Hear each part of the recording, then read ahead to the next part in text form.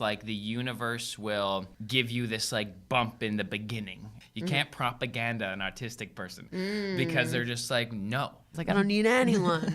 I'm famous. I can just walk down the street and people just fucking receive the whole shit. What the fuck? Welcome back to another episode of 11 Wins Podcast. I'm your host, 11. My name is Winnie. And we're winners. Congratulations for watching this podcast. Today, we have a very special guest for you. This is like just in the coolest hearts, one of the most hilarious comedians that we've come across. You've seen her on Comedy Network, okay? Been with Just for Laughs. You've heard her on Sirius XM radio. You probably have a poster of her in your room. I do. Or your locker, as we do, on our fridge. And just personally, like, watching her has been a huge inspiration for myself in my journey and in stand-up. I think she's one of the most hilarious people in the world. So please put your hands together. And your joints up if you're still smoking with us. Yeah. For our guest, your friend, Adrienne Fish. What a nice little intro that was, both of you. Jesus, goddamn Christ. I appreciate that's you. so warm. Thanks for being here, buddy. Thanks for having me, man. This is sweet. This is dope. I feel like I was stalking you Go on. for a long time before I finally introduced myself. Cool. And then when I introduce myself, I get really awkward when I introduce myself for the first time. Are you good at introductions? I guess it depends on who I'm introducing myself to. It's true. I think if I was like, I guess it's a little weird always, right? You're like, hi, I'm Adrienne. You want to, I get that. I can understand that. Do you get any, what's it called when you see a famous person and you... Starstruck? Starstruck. Like have you ever gotten starstruck? I can't think of, you're right. I do tend to just get weird around them. Like, you're just like a little bit weirder. You're just like, hi. Yeah. Like, why am I talking weird? Yeah, I guess that's true. I didn't think that I would, but every time I've seen a star, I do. Like, seriously, every time I'm like, I'll be cool. Like, I'm going to be just chill, no problem. And then, like, you see them and you're like, oh, can I speak to you, Or please? just look at them for too long. Like, I feel like I shook Classified's hand and then I was just like... Nice. You met Classified? Yeah. Sweet. Yeah. I just ran up on him. He was shooting a music video and I've been a fan and I'm also okay saying that. Like right now, as I mentioned before when we were hanging, like I just booked a feature of someone who like I listened to and fucking inspired me and like they rap with Eminem and like I'm just like next level and just like every time I've talked to him on the phone I'm like I'm just a fan so like I'm like he stop literally has said that every time they've spoken. Stop telling them. Like, I think that's nice though. Like it's real, right? Like it takes away this like. Yeah, this thing where you try to be like pretty cool. You're like, hey, what's up? Yeah, no, this is all good. I'm super normal. Versus the like, I'm a fan. I'm a huge fan. So like that takes away the and I'm not trying I'm not trying to pretend. I'm not trying to like be cool. Bump chest right away. I'm like, you've done something very neat. Congratulations. And I think that's the core of it because it also helps that. I've like maybe not on that scale, but like I've also received that. Like I've also received someone saying like, "Oh, I'm a fan of your work." I'm like, well, "Thank you." Yeah. And then it's like, I'm gonna fucking do that too. When I I'm gonna give that gift because that like it didn't make me look down on that person at all. No. I think in my head it's like I feel like, oh, I'm less than because I'm saying I'm a fan. But like in that moment, I felt like almost the fan was bigger than me. Like, I was, like, so excited that you said that. Right, because I think it takes a certain level of humility or, like, a certain level of confidence to tell someone you're a fan. Because then it's like... That's true. You're not, like, trying to be bigger than you are. Yeah. That's true, too, as well. Did you always want to be a comedian? No. I know. I mean, I went to school for like the performing arts, so I liked doing drama and I liked like performing. I just liked performing, but I never thought it was just fun for me. But then I was never like, oh, I want to be a comedian. It was just like that was, and then high school ended. I wasn't a very good actor. I'm not a very good actor. Like I can play myself really well, but if I'm like in a I would never be good at a drama. So like I wasn't that stand out in my drama class either. It wasn't like this girl's got it, And then school ended and that was it. And then I kind of missed I missed performing. Like I missed getting ready for a show and feeling those nerves and then like going out and then, I missed that a lot. So I think when I got back from traveling, I was like in my late 20s actually. And then I was telling a story to a friend on stage and she was like, yo, you should try doing stand-up. And I was like, that's a cool outlet. Okay, maybe I could fuck with that. And I had a friend of mine. Good job, friend. Yeah. Yeah, thanks, friend. Michaela Richter. She's actually a life coach. Well, that makes sense too. But she wasn't one yet. I know, right? You guys, a big moment for both of you. It was a light bulb, universal pow. Yeah. And then that's when I started it, and I liked it, and I loved it. I mean, my first show, I like stacked the audience with all of my pals. So everyone does killed that, it. eh? Yeah. Yeah. The beginner's luck, kind of almost. I think you need it. Yeah. Yeah. Yeah. Well, I think it's important because it's important to establish that like you need a certain level of confidence and help. It's scary, right? So I guess so. I just, for me now, like because there's so many bringer shows and like it's pulling teeth. My first it was like a booked open mic. I brought 16 people. Yeah, totally. Yeah. And like just salt those on like DuPont. if like you watch it, it's like I hate this so much. Of like, course. it wasn't. The material was awful, and now it's like I think I'm getting better now, and I'd like people to come, but everyone's like we supported you already. And then we worry that they still think that we're the same performer they saw. Yeah. I was like, that was my first show. I was like horrible. I'm reading The Alchemist right now. Oh, nice. And like Yeah, I've read that one. it keeps saying that too. Is like the universe will give you this like bump in the beginning, so you feel like you're Can do it. Purpose. I got this. Yeah. Yeah. Well, yeah. I That makes sense. I won this competition on my third show, and I think that was when I was like, okay, Holy shit. I think I think I've got something. Yeah. But I think I needed that. Like I mean, you lose. Like it was a total. Not a total fluke, but like it was a bit of a fluke. Like fucking who knows how you perform on what day, you know? And it's a competition. So it was just a luck, but it felt like, it did feel like the universe kind of handed that to me, be like, keep going, like you got something. And I remember thinking when I didn't bomb in front of, my first show, I did so well.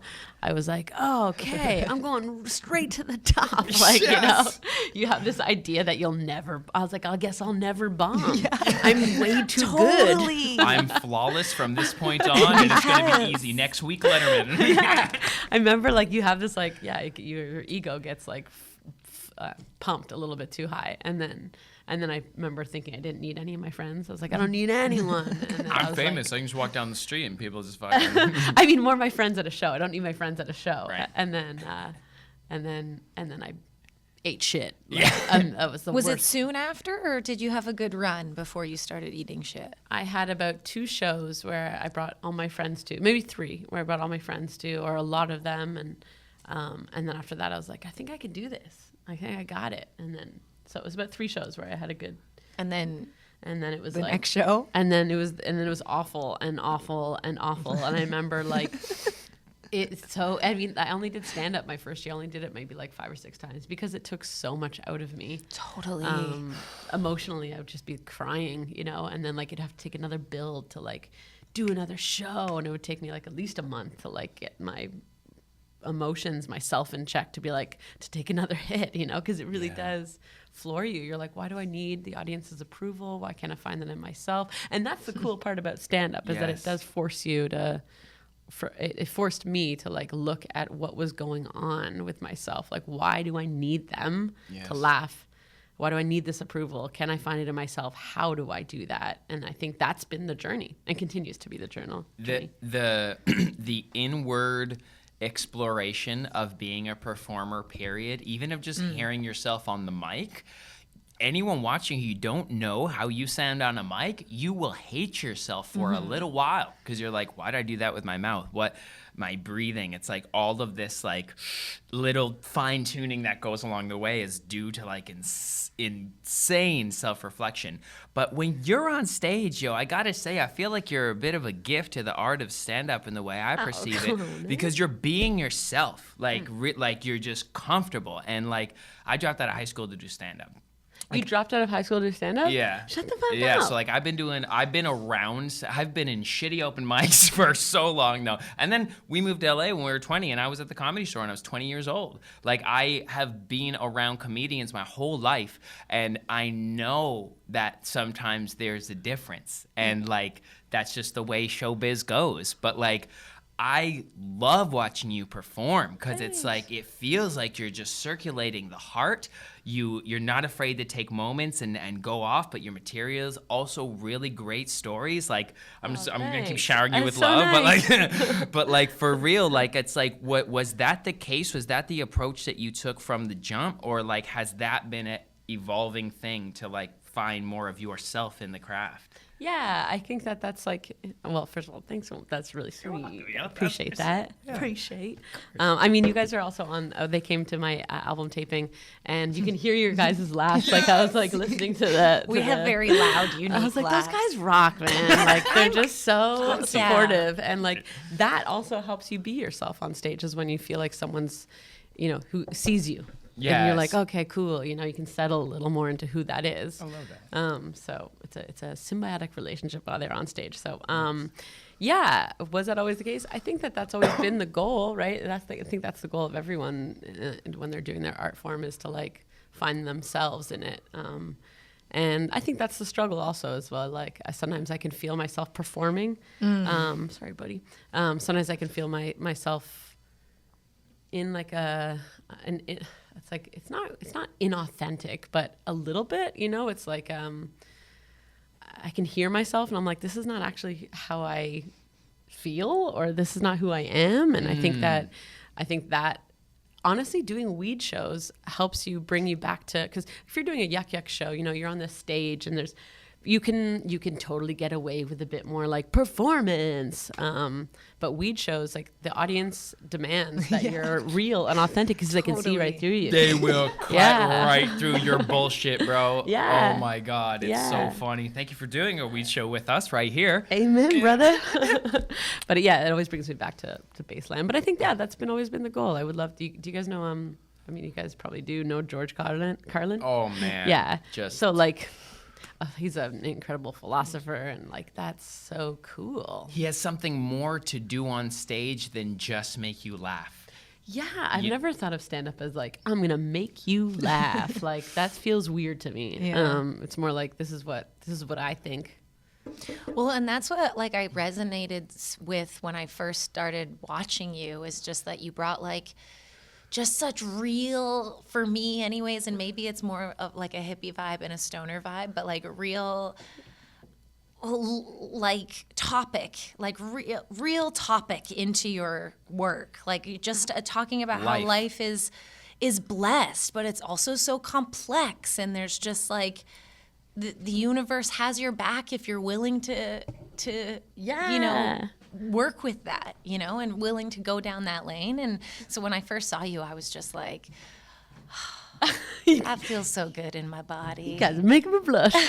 But thanks. Yeah, I think that's that's cool. Yeah, I think were you, because you brought up George, do you think that you started at sort of that baseline with philosophy, or is that something that has happened over time? No, I think I've always been like, I like reading those books like The Alchemist, and I think that honestly, drugs turn me towards Eastern philosophy. Yes, I agree 100%. Yeah, it was just, it's like you experience these altered states, these euphoric states like MDMA. I was like, what is this? Because I know it's like a chemical drug, but it opened my mind up to the idea that like, what is that? What is this serotonin burst? Is there a way to do this on my own? Right. Like I could tell that there was it was all of a sudden like, well, I gotta, and then I started meditating and turned towards Eastern philosophy and started reading Osho, and I know Osho's got a bad rep now, but at the time he didn't. How long has that been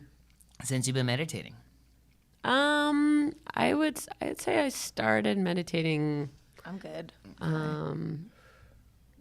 When I was about 33, 34. Nice. Okay, so last year. 5? Yeah. Nice. Yeah, last year. I'm 39, brother. Lit. Okay, so 6 years of meditation. Yeah, I would say I went to a meditation retreat, and then after, it was like a 10-day silent one. And then after that, I think I've been like much more, it's in my daily habitual practice now. I've wanted to do Vipassana, I think it's called that. I didn't do that, but I have heard of Vipassana. Oh, okay. Vipassana is like your first time. It's minimum 10 days. That's why I just assumed that it was. But it's, for those who don't know, you literally only meditate and like have a little bite to eat and like walk. Those are the three things that you do. Like you're not allowed. Like I don't think anyone's going to stop you, but you're not meant to journal. You're not meant to do any exercise. You're not meant to eat, like take in and consume a lot. It's just like sitting in silence, and I've always wanted to do it. I mean, you should do it. I should do it. If you're thinking about doing it. I don't know about Vipassana, so I can't speak to it, but it sounds a bit, for me, it's not the experience that I wanted. And so there's other meditation retreats, if that sounds like something that's a bit too intense. And I'm sure it's intense for its own purposes, but this was like don't have your phone. Also, you have to give up your phone off the top. 100%. For sure, you should be doing that at a meditation retreat. But like, there was also, I guess, the Vipassana. I think you're not allowed to really move too much in your meditations. Whereas like this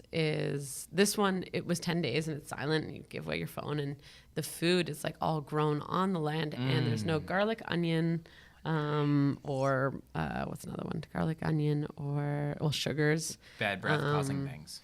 And energy fuckery. Right. So it was all vegan, and they didn't want you to have any caffeine in your system. And it, like, you really did feel, I felt high. It was like legit life-changing experience where I was like, whoa, okay, this is the thing.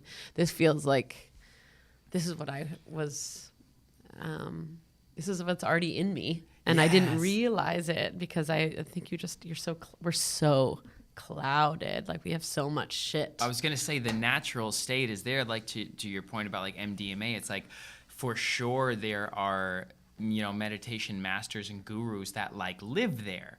Like you can put acid. Who was it? Ram Dass put acid in his guru's, like a whole bunch of his drink. And he was just like, yeah, I know. Like nothing changed about him. Like he's already like that. But it's like, okay, let me check my email.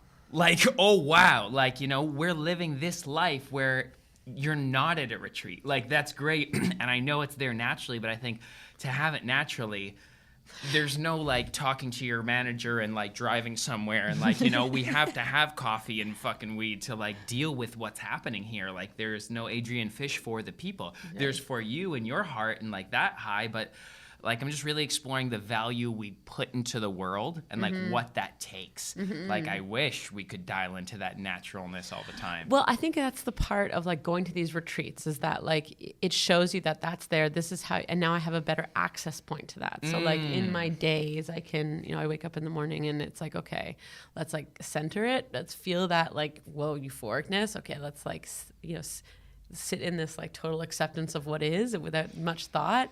And then or if thought's there, that's fine. Like, it's all that. It's like just like a really loose, accepting, free way of just being for a hot minute. Yeah. And then you're up. And then yes, of course the mind starts going. And I gotta get to this podcast today at 1:30, and so that means I gotta do this and then blah, blah, blah, blah, blah, blah, blah, because that's the world that we live in, of course.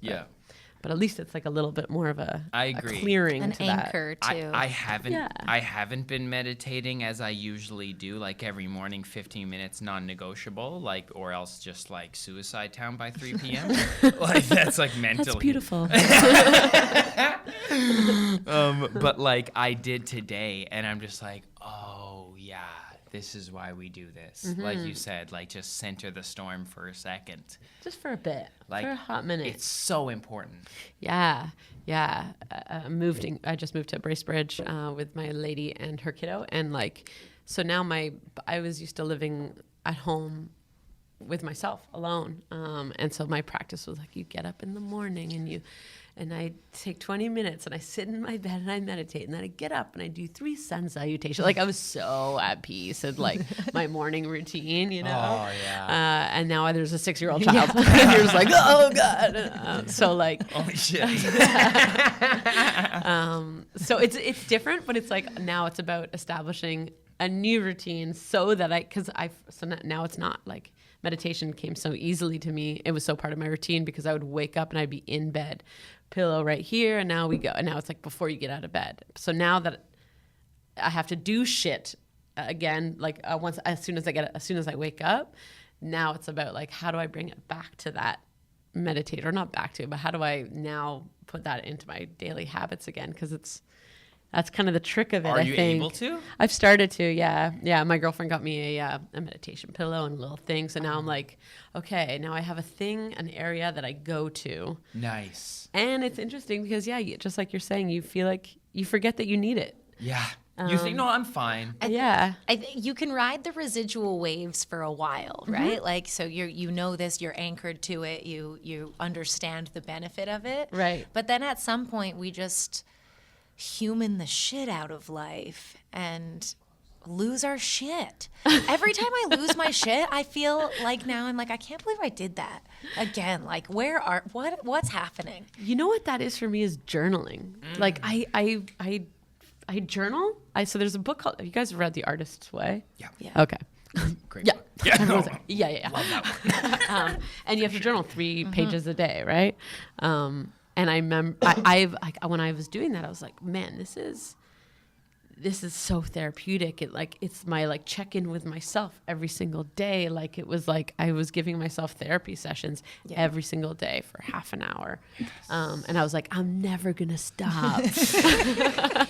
We've all said that to ourselves about something. And then all of a sudden you human the shit out of your life, and you forget that that it's so impactful. And you just reminded me. I was like, fuck, I haven't journaled in 2.5 weeks, and fuck, I gotta get back in that because I think I'm okay, but I haven't actually really checked in, and maybe that's something I gotta do. Yeah. I tried to journal the other night. What I love. I tried to journal the other night, and it turned into just writing to Winnie, and I wrote her a little love letter. Yeah. Oh my God, fucking fucks. You guys are adorable. You've been together for 14 years, right? 16. 16 years. Okay, so I was combing through the album, and I talked to you guys as my crowd work. Yeah. Yes, that's right. 16 years. Holy shit. How old are you guys? I'm 33. You're 35. I'm 36. Oh my God, I'm 35. Nice. Oh my God, I need to do something important really soon. 35 and 36. Yeah. So when you were little babies. Oh, I was 18. 18. Yeah, we met in an improv Barely, troupe. eh? Barely. She cradle robbed me. Just nice one. Thank you. Yeah. I didn't waste any time. Yeah. 18, 19. Fuck. Okay. What's that like? I mean, maybe your listeners have already heard all this, but what's that like to grow up together like that? So blessed. That is what it is. Yeah. Really wonderful and lots of great learning and growth. And to be able to do that together is just such a wonderful thing. We have so much history. Yeah. I was with my relationship. I was with someone when I was 21, and we were together for 8 years, and that was my longest relationship. But yeah, I grew up all in my 20s with this person. We didn't grow together at the end. I kind of needed to get out of there, not for any reason other than I was curious about other loves, and and now we're best friends. But yeah, that's awesome. Lesbians. You guys are the coolest. But I also think that when you spend that much time with someone and you really grow up together, especially in your 20s, those are such really formative years. I know. Well, you'll know it's a different person too.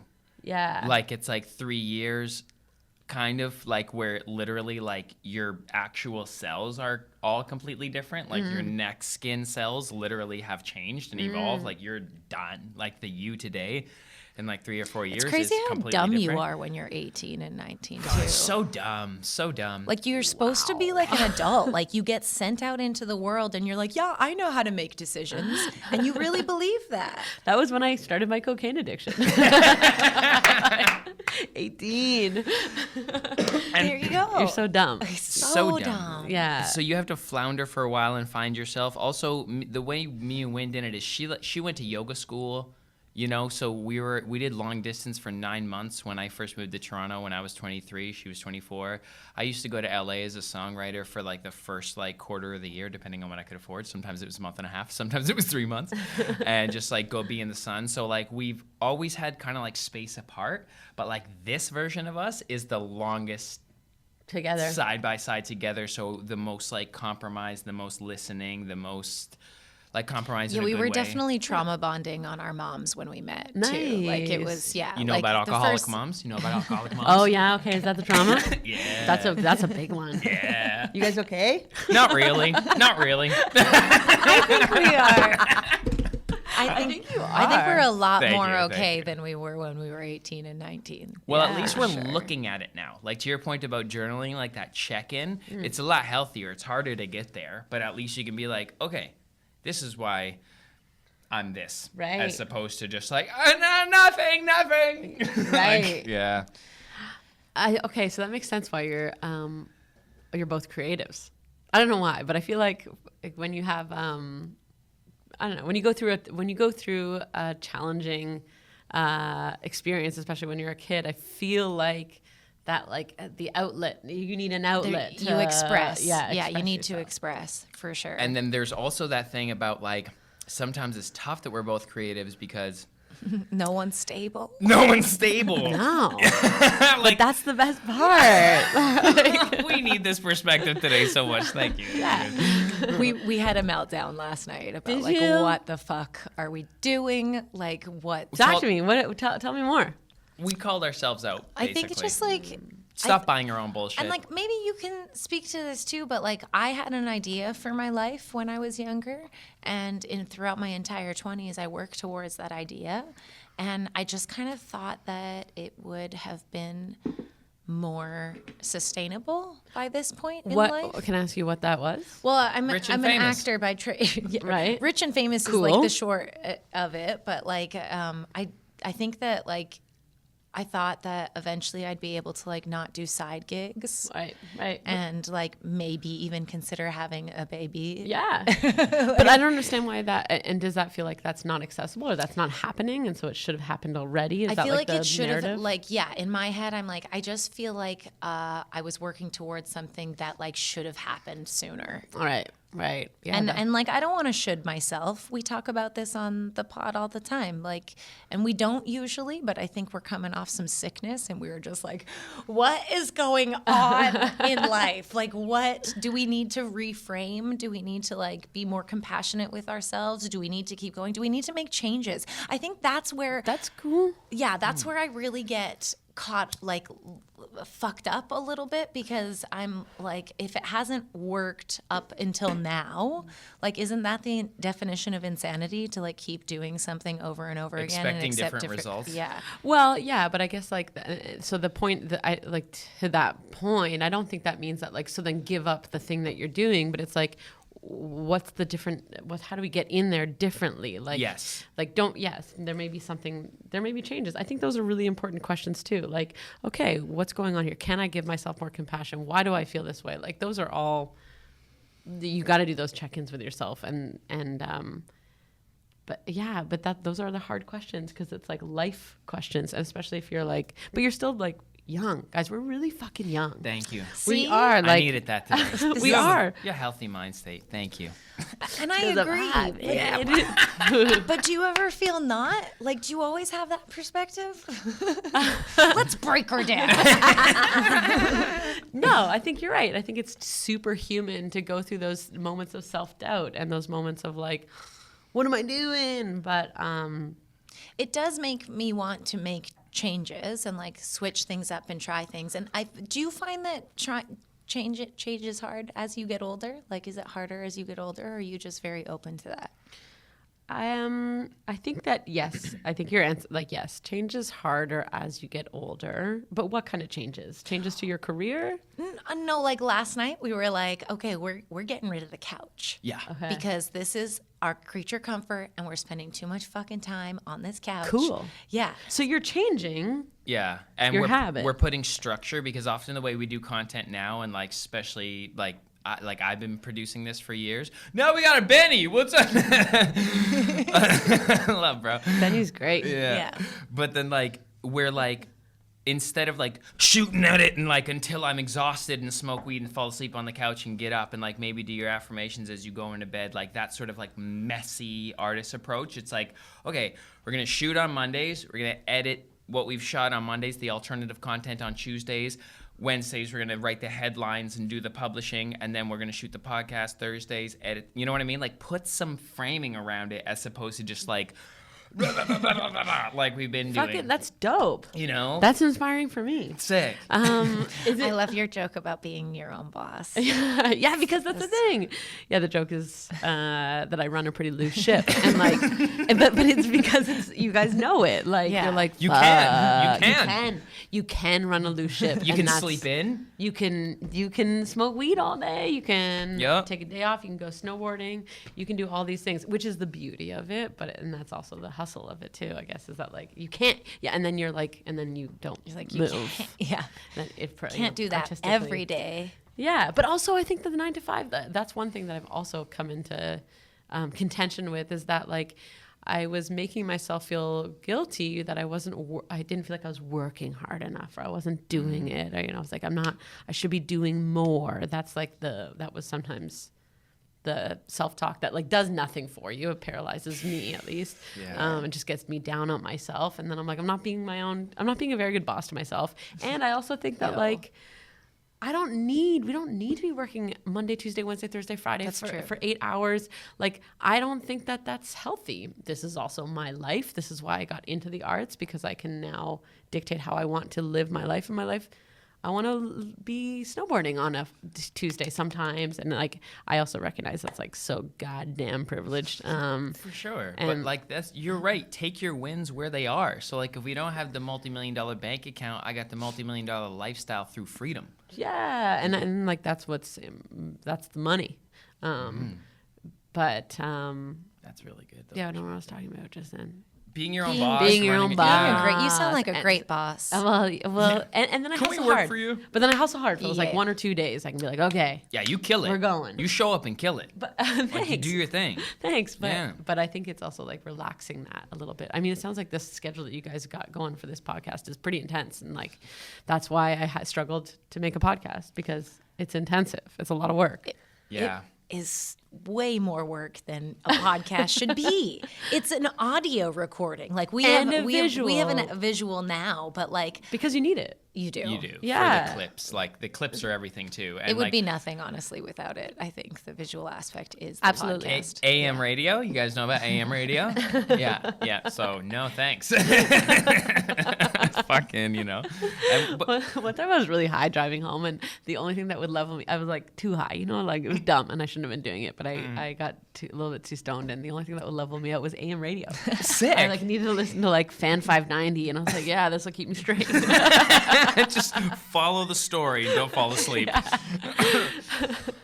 Yeah. So when you started stand-up and it was like 5 times in a few months or whatever, when did the transition happen for you where it like really became full-time?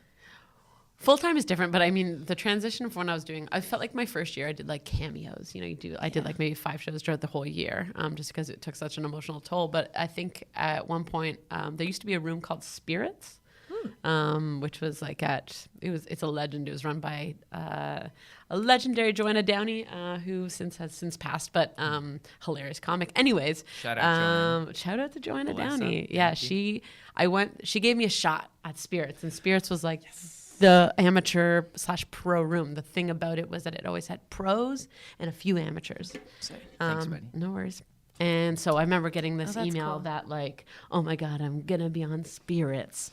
And I went there, and like the biggest difference I noticed between myself and the pros were that the pros were like, it was like their 3rd show that night. Yeah. And I was like, oh, I get it. So if you do more shows, then how you do on each show doesn't matter as much. And I was like, dang. So then I because one show a month or one show every 2 months, there was so much riding on it that I was like, okay, change this up. If I do multiple shows a night, then it won't matter as much how I do. And then that was that. That was a bit of an aha moment in stand-up, where the hustle got real. And then full-time was I had been nannying, and I got dope parents. I got really cool parents. Congrats. Thanks. It's a fucking unbelievable luck. And they're awesome, and they support me, and I had been telling them that, you know, I'd been doing stand-up, and then they sat me down and were like, do you want to do this? And I was like, yeah, this is what I want to do. And because I went to university, I got a degree in psychology. And that checks out. So they were like, because if you want to do this, then just do it. Stop doing it part-time. And instead of... That is so That's great. amazing, parents. Shout out the Fishes. Shout out to Paul and Eleanor Fish. And I was lucky. Then they gave me, they said, how much are you earning as a nanny? And I told them, and they said, we'll give you 6 months income. Wow. Bless. Let's go. But then that was it. Those parents. But then that That's was it. still Right. fucking- Yeah. I want to be those parents. So I aspire to be you guys. Yeah, they were. I mean, it's kind of the price of a university, of a 1-year university tuition. So they're like, here you go, which was such an amazing gift. And then I knew I was like, okay, I got 6 months to get this off its feet. And so then I started hustling with like yucks and this and getting gigs here and figuring it out. And so it took about 6 months. And then I went full time. That 6 months, you were doing all the admin, right? You haven't attracted a manager at this point? No, not at all. So you were like just... How are you navigating those opportunities? Because I think that's the thing. Like a lot of... Not well. Nobody does. I've written emails that will still just make me cringe so hard at like 3 a.m. I wrote them. Like, there's no way around that. There's just no way around that. I mean, at first I think you don't do anything well. So like, I remember, the admin part was always a bit of a struggle. You're finding the booker, you're presenting yourself, or like what literally did you do? Because what did I do? Yeah. Yeah. There's a couple, I remember when going on, I found like some gig sites. And so you like, oh, okay, you can put your name up here and you can tell them, you give it a little bio and you have it. And I was like, I need headshots. So I got to go get headshots. So I went and got headshots. And then things just kind of like fit. And I think the universe like responds. And then I got like some gigs from that. And then I was like, okay.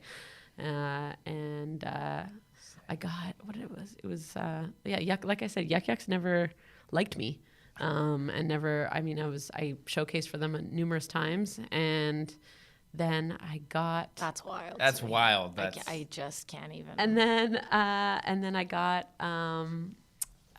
What was it? It was like I was searching around and I found this thing that was like on the internet that was like for college and. Nice. University gigs. Yes. And George Carlin. Wait, what?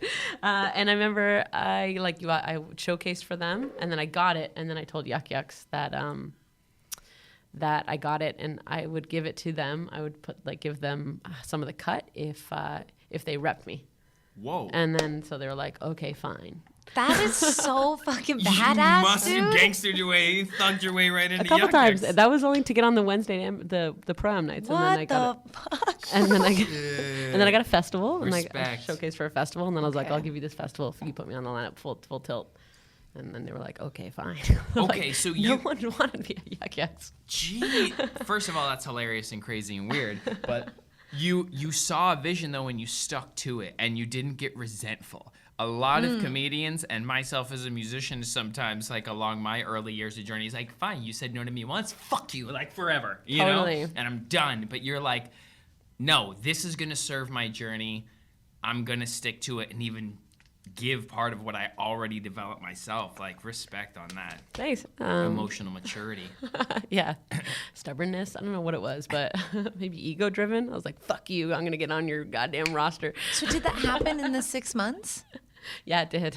Wow. Yeah. That's so impressive. Well, I think it was like, I was this drive. It was like, I got to make it at work. Yeah. Parents believe in me. Yeah, that's huge, right? I feel like I am. That's what I mean. I'm very privileged and blessed, and like I recognize that what I do is also a product of the support that I had, and like not everyone has that, and not everyone could take that jump. I felt very safe in the world to take that jump, which I think is like, it says something about how we raise and how we like how we parent and how you know, what fucking poverty can do, and what, you know, and like the marginalized are consistently marginalized, and what that does. And like, yes, you can have people jump out of it, but goddamn, it's so much easier if you have love in your life and you feel safe. Then you'll take the risks, like being in the arts, which is a risk, which is what you guys are doing, which we're all doing. And I've only, like, you had the hustle against your time to do output and input. So, like, I didn't have that situation. So it's like, it puts more doubt on you. Yeah. Because you're like, well, if I don't do this hustle, or like when he's saying, like, she doesn't teach yoga, like, you can't let go of those reins 100% just to I won't be feel like, safe. like, you're literally, your lower chakra is not I've given up okay. everything, like all of the extra things, and I just haven't. I'm doing enough just to feel safe right now, which is cool because it does give. It's still a lot of extra time that I have. Like I used to have a full-time job. What did you used to do? I managed a cannabis store. Nice. Yeah, it was such a sick gig. It was dope. I got to be high all the time. I got to buy for the store, which I found interesting. But eventually, you know what's funny? I hurt myself when the universe when I'm off path. Oh, interesting. Yeah, and I don't know how many people do that, but I've done it enough now where it's very, very clear. That I'll hurt myself or I'll make myself sick. Throw her on the ground, like off her bike, like deep cuts all over her body, like, and then the next day just falls down walking. Yeah, just falls on her face walking. Yeah, and I quit that day.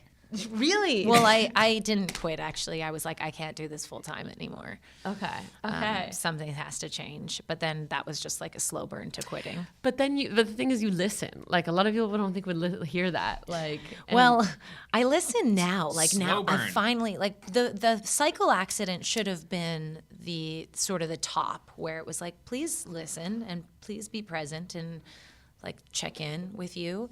But then the next day I literally just fell walking, and it was the exact same side where I had just like hurt myself in cycling. And I wasn't cycling because I had just gotten in an accident the day before and thought it was a good idea to go to work the next day.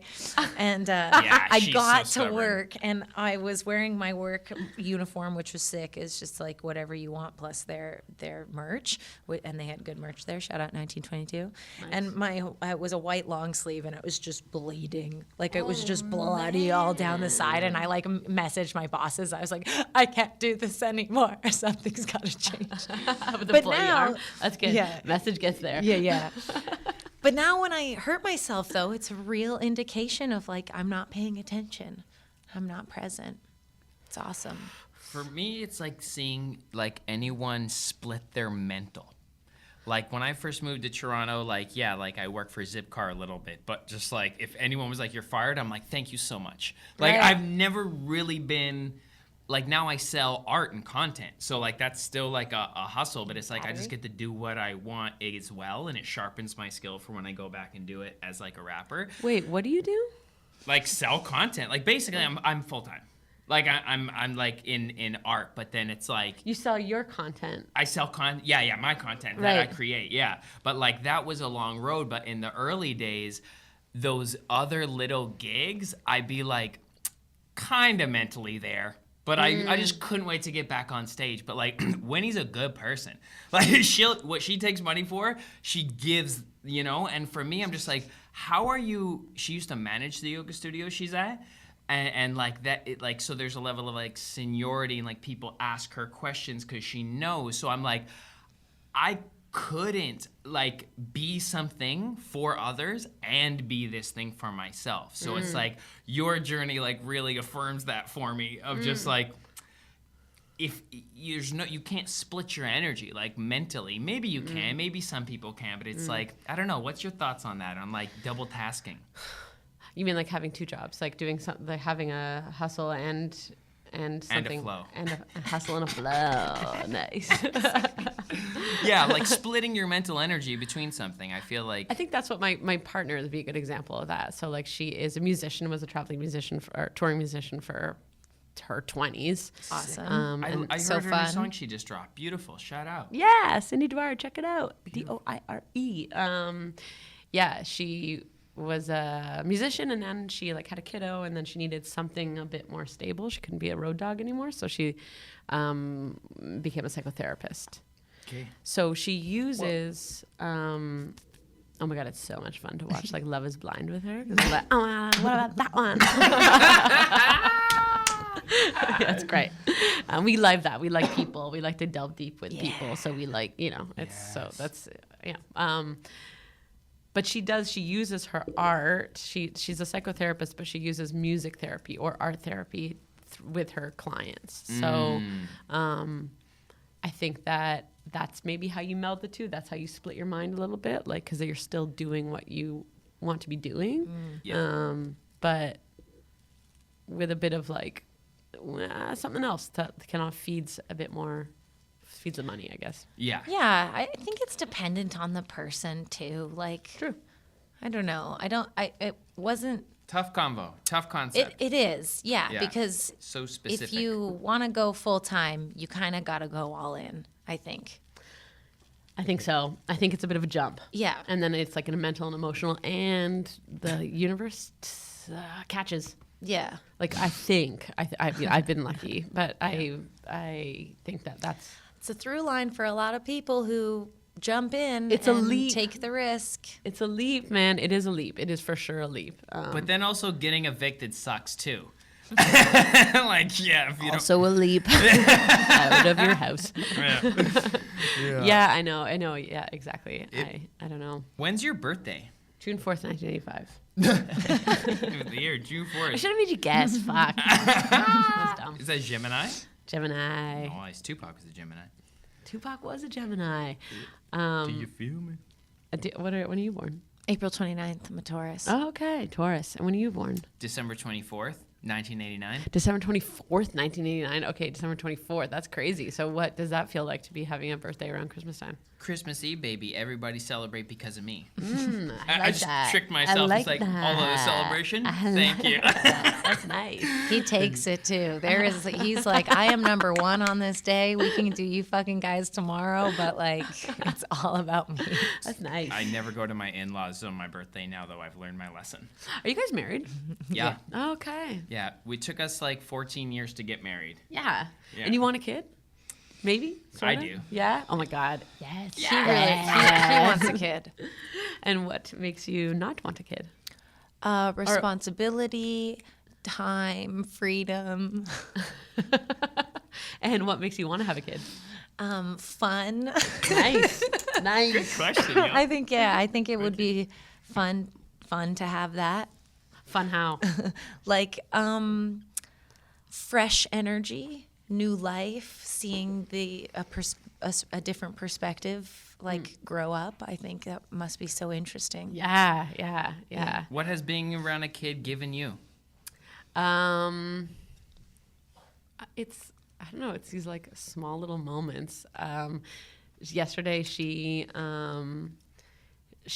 sang a song in the bath, and she was like, she called us in. She's like, I gotta record this. And you're like, fuck yeah. And so she got out of the bath and she went into her room and she recorded it. And then, she played it for us afterwards, and like seeing her kind of like feel vulnerable, but then go for it. And you're just like, it's so cool to watch this human, like develop and like bare bones, like she's so little that you see such a little, like it's so I don't know what the word is. I don't want to say untarnished, but like she's just so pure. She's like such a little purity in her. Yeah, it takes me there. I love that. Yeah, and it's sweet little moments, sweet little family moments are like, it's so awesome, like cuddling on the couch with everyone. And there's for sure really hard moments, for sure, like, and your freedom is for sure compromised, but it's like a different type of life that you all of a sudden have access to or something. But you're right, you should only do it if you want to do it, and like if you don't want to do it, you don't do it. Like I'm certainly no pedal pusher on kids, but it's something that I wanted, so maybe that's why I see these little joys in it. Yeah, everyone that I talk to is like, it's the best. But then I think Tom Green just made a joke about, I just heard him do a joke about like, yeah, you have to say that for a decision that's like non-refundable. Yeah. I think it's both. Like, I don't think I definitely think that a lot of parents struggle. A lot of people struggle in parenting roles, and it's like up and down and up and down and up and down and around town. And But also, so is life. Yeah. So period. just like, You want some booch? got some booch boys. I'll take some booch. Got you. So do you have long-term and/or short-term goals? Are you a Long-term goal goals. setter? I think when you were talking about change, I was like, it's changing for me. I want to start maybe giving talks. Like I like that world a little bit too. And so like, why don't we try doing that? And I've already got the speaking thing, so like I'll be good at it. It's something that I like, and maybe I've done a couple of them, and it feels really good to talk. I'm good, thank you. It feels really good to be able to talk in a different cadence on stage. Like with comedy, it's very like, within the 30 seconds, there's got to be a laughter or whatever the thing is, or a minute or 2 minutes, whatever the thing is. But with speaking, that's not in there. Yeah. So you can have a bit more freedom to say what you want without this pressure of like, is it funny enough? Yeah. Or are people annoyed that I'm talking too much? That's an insecurity that I have sometimes on stage. So short-term goals, long-term goals are changing. What do you like to talk about in these talks? The one that I do right now, it's called, it's about overcoming fear and anxiety. So like, Dope. I know, I feel like I'm like, what can I talk about? What would people want to hear me talk about? And I was like, what is a stand-up? Often people say like, oh, I could never do stand-up, or they're nervous about talking in front of people. And it's not like, you both know, it's not that there's no fear in it. It's that you interact with fear differently. So You do it anyway, and you find a way to compartmentalize your performance. Yeah. something, yeah. And like understanding where fear came from, where anxiety came from, and kind of delving into that, and then understanding that your mind is like a drama queen, and it's what you think is going to happen isn't going to happen. You can never expect it, so you might as well just be present. So it like brings in the spiritual, which is what I like to do. That's sick. That's what it's like, a mindful talk. Like I could see that. Like your stand-up is like the going funny there. version of, it's like you could see it. It's like, yeah, that's really cool. I feel like as a performer, we are kind of like a little bit of specialists in that field of like how to face yourself to prepare to like present to people. And yeah, that's like And you do like improv, like when you are like spitting rhymes on stage, I'm like, wow. Thank you so much. It takes such a free flow. Like my mind would get in the way. A lot of thank you. Yeah, no, I just I'm a straight white guy. I don't care what anyone thinks about what I say. Oh my God. Privilege drop, mic drop. I'm just kidding. So I'm come naturally. No. Did you always do that? It's called autistic. Oh, sick. Yeah. Oh my God, have you guys seen Yeah, Love on the Spectrum. No. It's my favorite fucking show. Telepathy tapes. No. Or tales? No, telepathy tapes. Okay. Telepathy tapes. TT. It's these autistic kids, but they're nonverbal. Nonverbal autistic children, and they are legit telepathic. Like with their caregivers, with each other. Yeah. So when you anyways. Telepathy tales or tapes, there's all these studies. They're doing live studies where the mom's in a totally different room, and they show the mom a 7-digit number, and like 90% of the time this kid is 100% like accurate. And it's multiple kids all over the world. There's even telepathic kids that interact with each other. It's called being on the hill. Yeah, it's wild. Anyways. No, that's autism is what got you here. Basically, yeah, no, to your point, it's like the door is just a little more open. And so like when I'm flowing, it's not me. Like for me to take full credit for like what's happening. It's not my ego identity. It's not this person. It's like the door's more open. So like say I'm definitely, a little closer to functioning. So maybe I'm like 13% open. That's the number that's always resonated with me. Weird, not 11. Okay, go on. I know, what the fuck? I mean 11.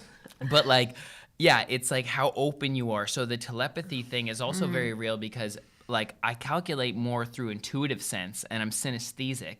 So like I don't know music, but I produce music. Like I know music, I am music. You are comedy. Like we are the thing that we submit ourselves in, entirely.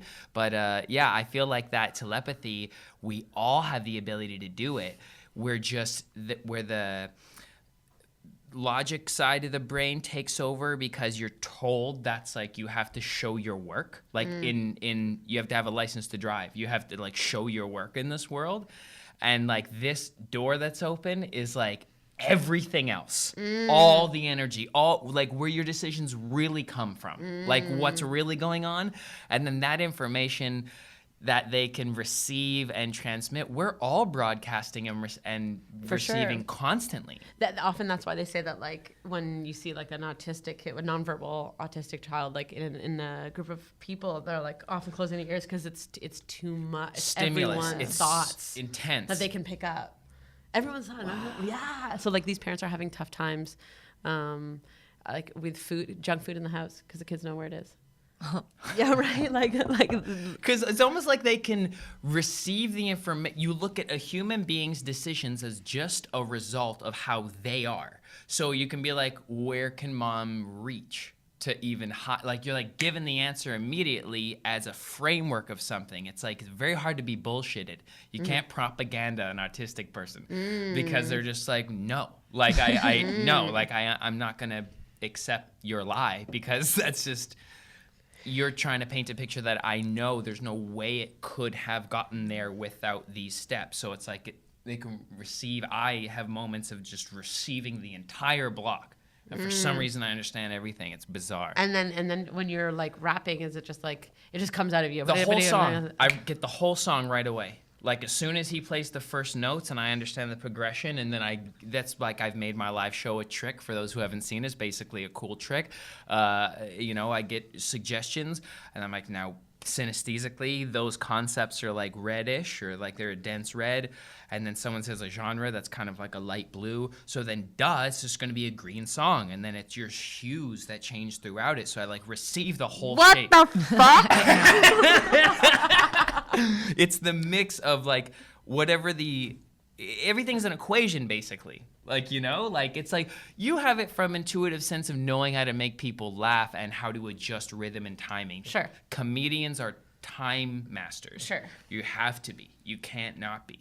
In order for people to like receive it, digest it, and give you the laugh, you have to like, yeah, like But for me, the whole thing comes right up front, and like right away, I know what the bridge is gonna be as I'm into the first line of the verse, even though I don't know what the words are gonna be. Do you have to like? Can you? I'm like, I don't know. This is a podcast. I might be going on for too long. Maybe your listeners have already heard this, but like, can you figure out a way to do you have to do something before you perform so that you're like more open?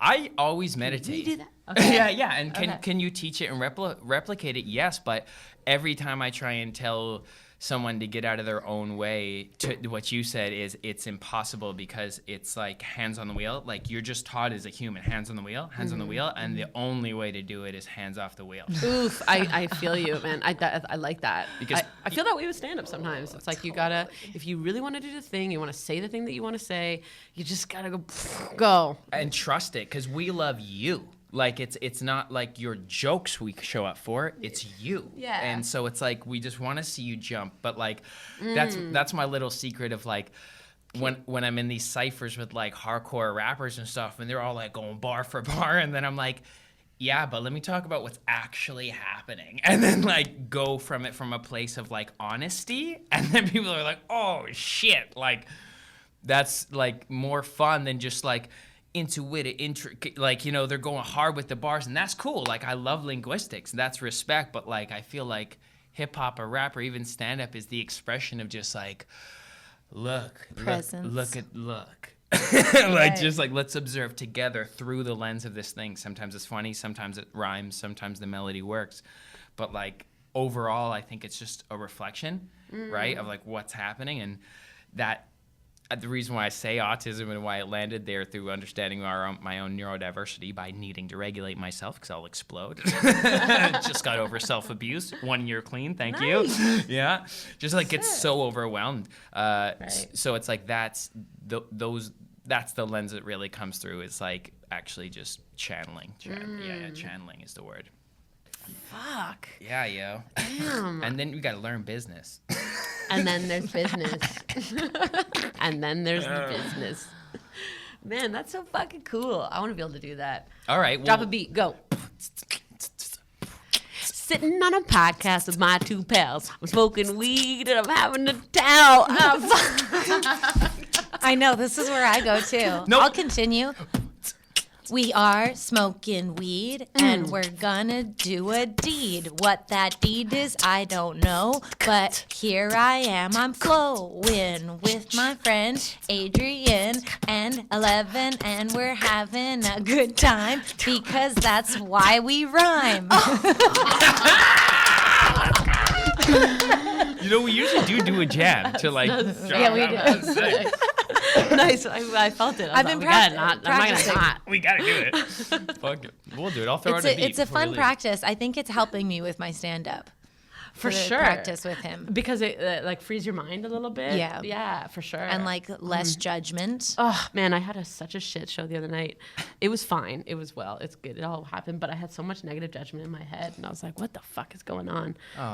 But yeah, we got through it. But yeah, good job. I feel like that's such an important tool at stand-up, is to like release the judgment. Oh man, it's so easy to just be like, "Hey, you're such a piece of shit. You shouldn't do this. You're not good at it." Those are your thoughts. Mine are, that guy doesn't think you're that funny. That guy thinks you should. Yeah, what do I have over here? Oh. Okay, this person. It's like I focus on like this schmuck over here who's like looking weird, and I'm like, he doesn't like this. I've been talking too long. I don't think I'm being real. Am I being real right now? I think Whoa. I'm real. Yeah. Is it that fast? And then I'm like, la la la la la la, but like, It's just like. but when that leaves is when it's like you're in that flow state that you're talking about, where you're like, I'm just here and I'm present, and this is funny because I'm just gonna talk to you, and that's the sweet. That's the pocket. Oh yeah. Do you prep like when you have a successful time when you're on stage? Flow? Do you notice that? Do you meditate before you go on stage or anything, or drink water? I don't know. I drink water. I do drink water. I stretch a little bit, and I think I picture myself feeling how I want to feel on stage. It's the like visual aspect, and I'm like, how do you want to feel? You want to feel like you're yourself. You want to feel like they're enjoying you because of yourself. You want to feel good and you're standing in your power. And then I imagine that feeling, and then I go on stage, and that seems to help. And it's like, why don't I just do that every time? You tap into the internal emotional guidance system that you can use foresight through. Something clicked with me last night. I was listening to Abraham Hicks when I fell asleep. I was going to ask you if you guys listen to Abraham Hicks. I sample her in all my tracks too. Oh, cool. Yeah, like just like, I'm like, if I can use if I end up building, what I think I'm gonna build, that's who I actually want people to go listen to. Cool. Like, yeah, stream my music, but go figure out why. That's the same way. That's the way I feel about Alan Watts. Oh, yeah, Like, same. go listen. He's so good. This is I have Alan. Abraham Hicks, Alan Watts, and Wayne Dyer and Louise Hay in the same little council. Nice Ram lineup. Dass. Nice lineup. Yeah, that's my lineup right there. Ram Dass. Bashar, have you heard of Bashar? No. And to you, good day. He's also a channeler. Oh, cool. Yeah, and he's very like, this is the way. Oh, Like fuck. it's so confident. It's beautiful. Yeah. Yeah. Anyway. But Check out Bashar. but yeah, I had because last night was again. Tell me like about it was I was having intense anxiety due to, I think, like coming off the flu, the weed withdrawal, all sorts of reasons. But like I've been having this like hot anxiety across my chest and arms, like without being able to smoke it away for the past couple of days, that just lead to like crying fits.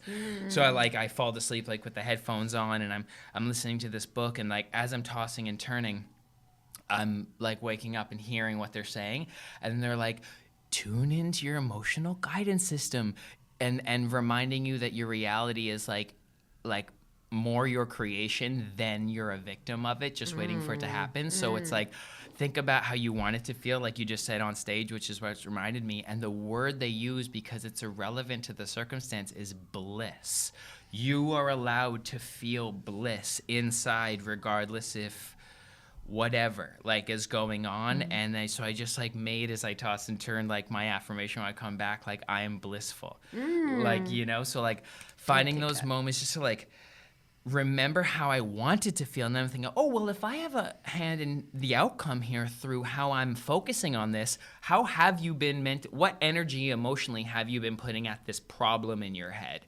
Well, it's pretty fucking dark and red. My synesthesia kicks in, but it's pretty contentious of how it makes me feel. And I think about it. So why not just send it love? Send it, it's going to work out, and say, I'm blissful and it will work out. Like, you know, trusting that.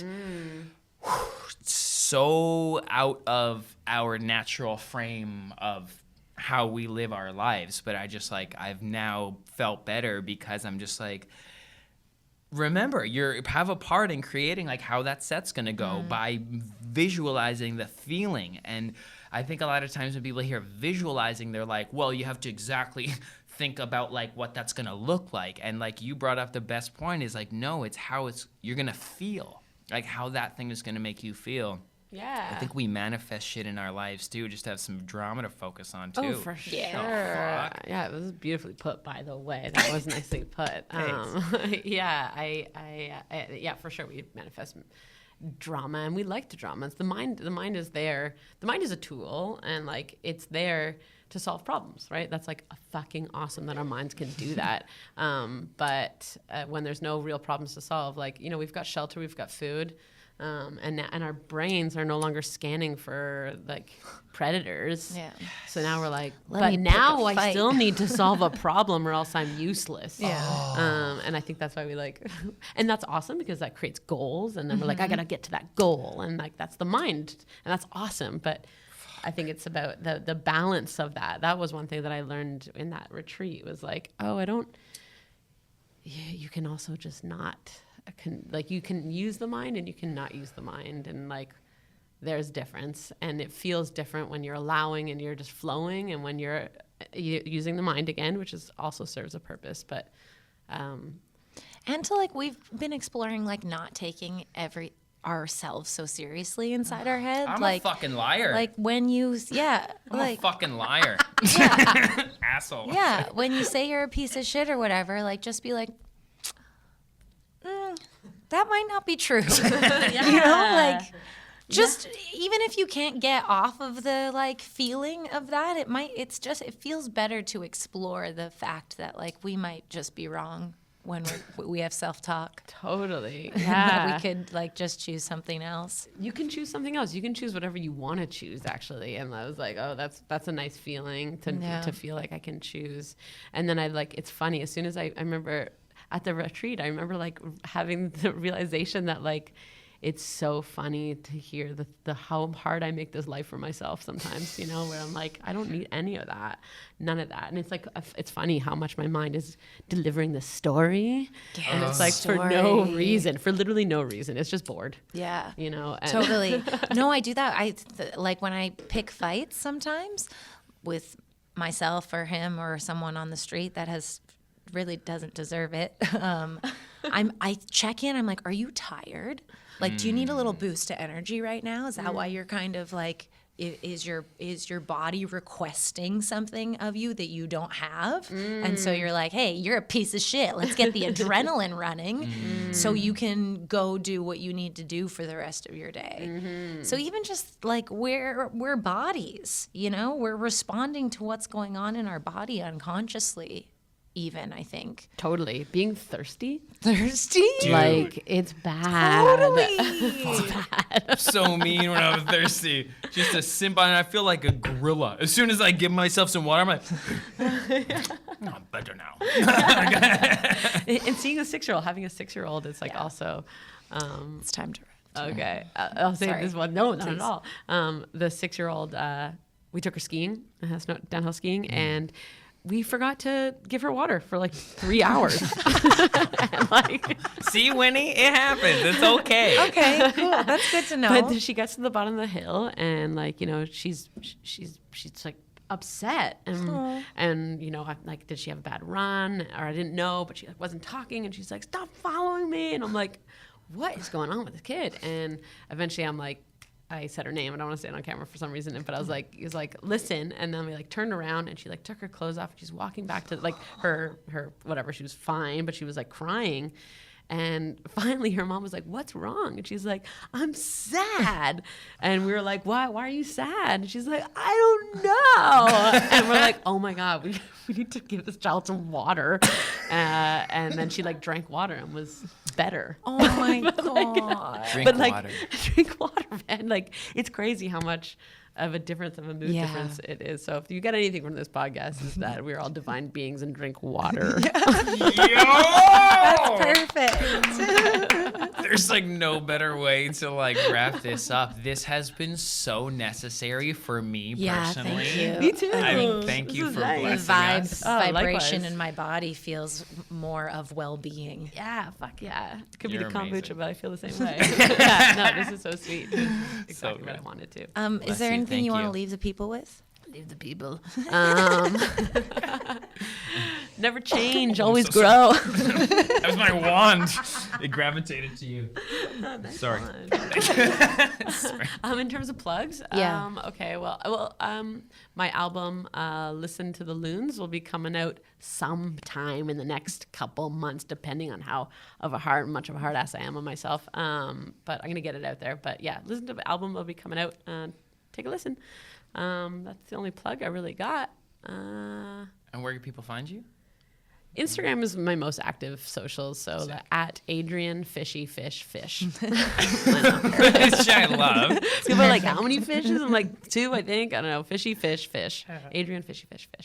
Yeah. Thank you so much for taking the Thank you time. for coming. Thanks so much for buddy. having me. Appreciate you. Yes. Subscribe and stuff. Subscribe and stuff, guys. Have fun. And I like what you were saying before I threw my wand at you, actually. You were saying grow, don't No. stop growing. Never change, always grow. Which my girlfriend doesn't like it. She's like, but we're always changing. I'm like, just go with it.